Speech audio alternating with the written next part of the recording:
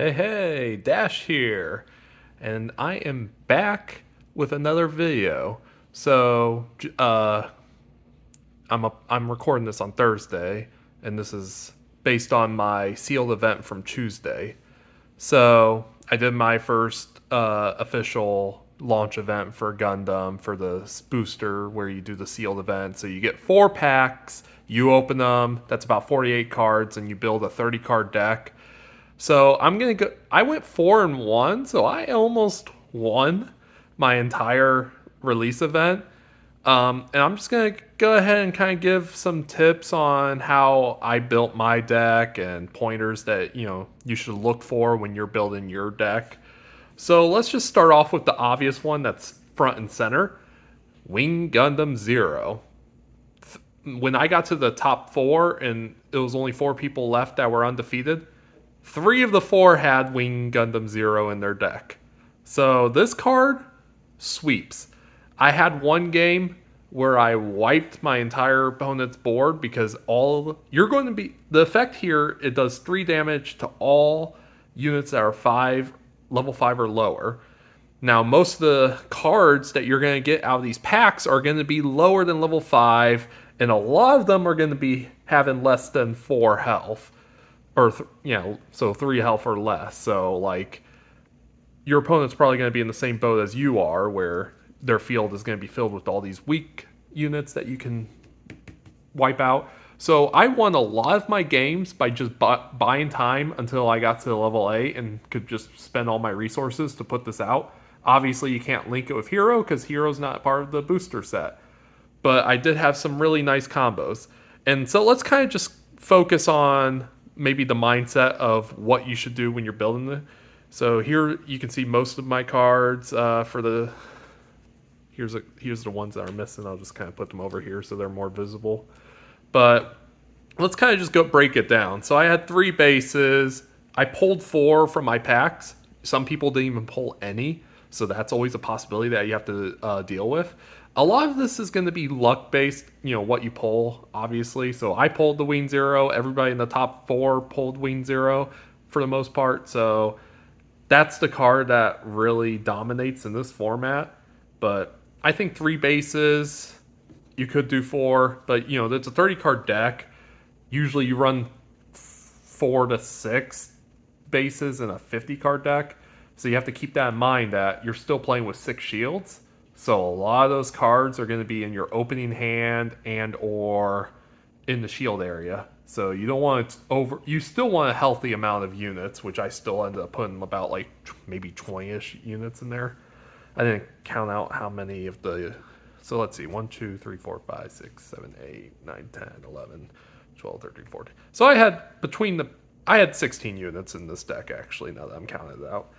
But that's a good balance. I mean, a lot of these command cards I wanted to run. So intercept orders, it's good for resting units if you want to rest blockers. Which, if you notice, not a single one of my unit cards is a blocker, except for this one, which it's only a blocker with the condition that your opponent has 4 or more enemy units. So that's the only way I'm going to ever have a blocker. That's why here are some of the cards that I chose not to run in my deck.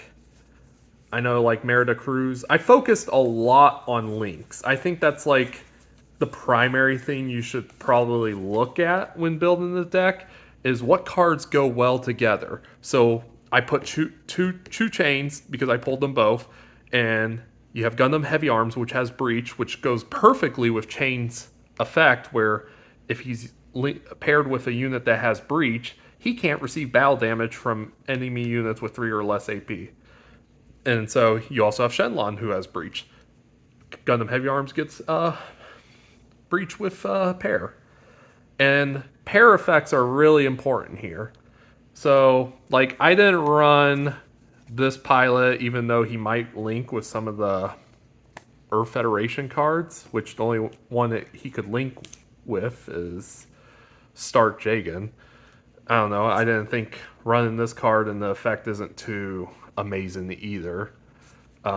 These pilots, I didn't have any of their cards, and there's really no Zaft link cards here. And their effects focus on links. So, like Merida Cruz, wonderful pilot, but since it's not a link, I really didn't think it was worth running. And then some of these weaker units, like you got level 2 cost 2 units that are 2-2. Why run those when I can run a 3-2 unit instead? This unit 0-2, but it has support 1. Not worth it. I didn't run any of like the 2-3 units. I prefer to have a 3-2, more attack power. I guess I could have ran G Fighter, but I didn't think it would have much use since I don't have many white base units in this altogether. So, like these command cards, naval bombardment, M1 Astray, mid-air modification, these focus on blockers. So those were easy choices to not run in my deck because I do not have blockers. Dozel Zabi, you can use him to link with the Gelgoog that has a link with Xeon. Or if you're trying to rush your board and get some more units out, he can just deploy 2 1/1 Zakus. And unlike other deploy effects for those tokens, they aren't rested, so they aren't vulnerable. Very rarely does Elaine's ability come into effect, but he's a 2-1 also. He can recover 1 AP if there's a unit with 1 AP on the field. I know some of my opponents, they did run this Goon, which is a 1-2, so that effect would have applied there. Jagan I ran because if I did have enough Earth Federation cards, I have 3. The Violent, Gundam, and Stark Jagan. So if I had 2 of those on the field, this would have been cost 1. So that was my mindset there. I like Reston. This one, it also has the burst effect of draw. And of course you want to run Show of Resolve. So the draw 1 if it bursts, or if I draw into it, I can deal damage to a rested unit, which is nice. And then this is great for if you're trying to rush out your Wing 0. Since I actually had an actual link pair here, Blitz Gundam, I can link Nicole to it. And also the deploy effect. It's you have to choose one ZAF unit with 5 or more AP and it gains first strike.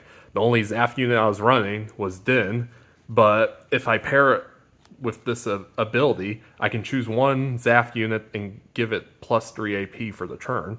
So that would, if I put that plus 3 AP here, then I could put out Blitz Gundam and give this first strike. So that was the mindset of what I was building around. And then just, given some beefy units, like here's your cost, level 2 cost 1 units that are both 2/2s. The Yan, it has a pair effect where it just has to be a Xeon pilot, so Dozel meets that condition too. And you can just choose one enemy blocker that's level 2 or lower and destroy it. So I went 4-1 with this deck that I built with just, what you pull.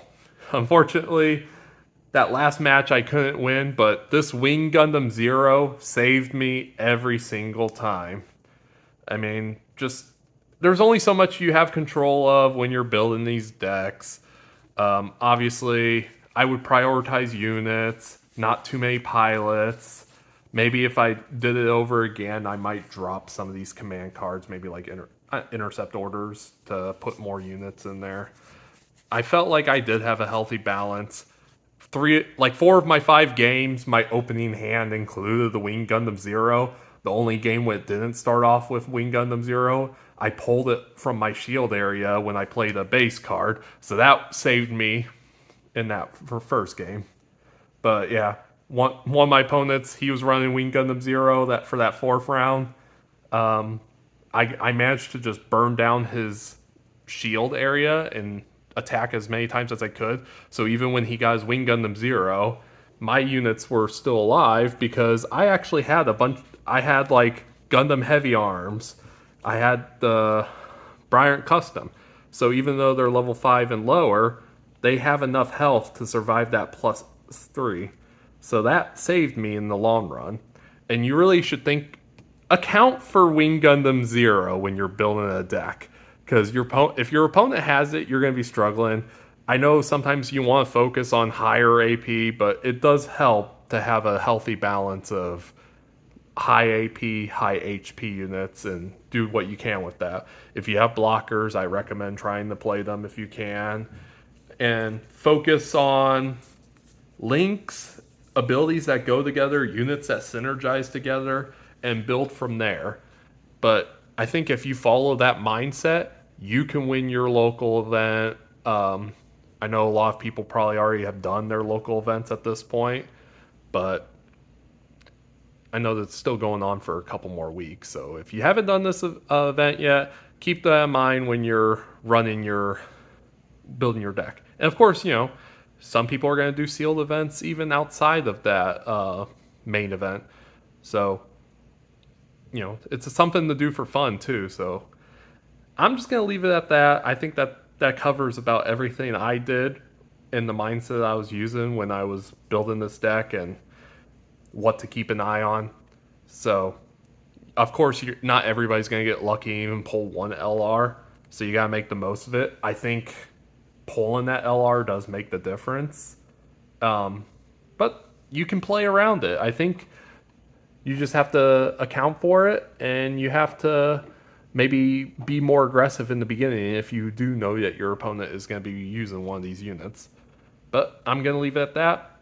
Thank you for watching. Stay tuned for more content. As always, I appreciate you for watching. Leave any feedback down below, and I'll see y'all next time.